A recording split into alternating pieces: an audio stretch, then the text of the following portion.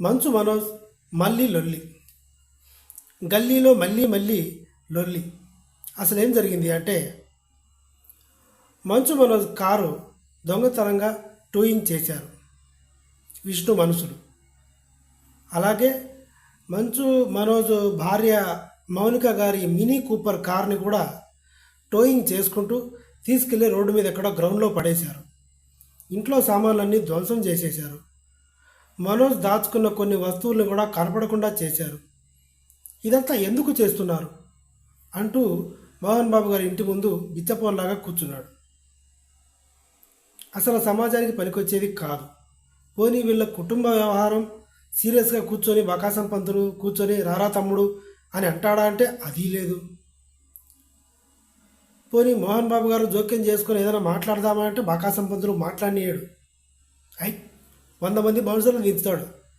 మనోజ్ ఎట్టి పరిస్థితుల్లో ఇంట్లోకి వచ్చి నాన్నగారితో మాట్లాడకూడదు. మాట్లాడితే విష్ణు ఒప్పుకోడు.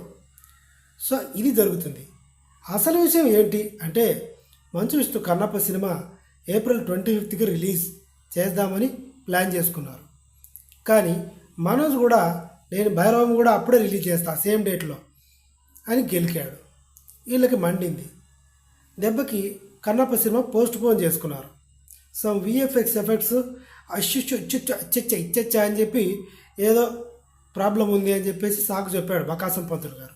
సో మొత్తానికి కన్నప్ప సినిమా పోస్ట్ పోన్ చేశారు. కానీ కోపం అయితే ఉంది కదా. ఆఫ్టర్ ఆల్ నా తమ్ముడు వీడు నా సినిమాకు పోటీ వస్తాడా? నేను దేశంలోని పుణ్యతీర్థాలన్నీ తిరిగాను.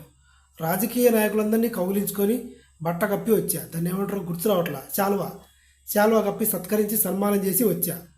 అంత గ్రాండ్గా చేయబోతున్న నా సినిమాకి నీ భైరవం సినిమా సేమ్ డేట్లో రిలీజ్ చేస్తావా?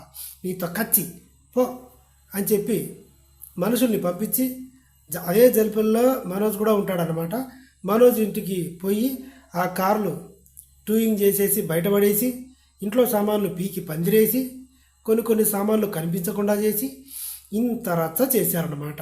ఇదిదా సర్ప్రైజు. నా కంటెంట్ అభిప్రాయం మీకు నచ్చితే నొక్కండి సబ్స్క్రైబ్ బటను. మీరు నొక్కరు నాకు తెలుసు. Thank you.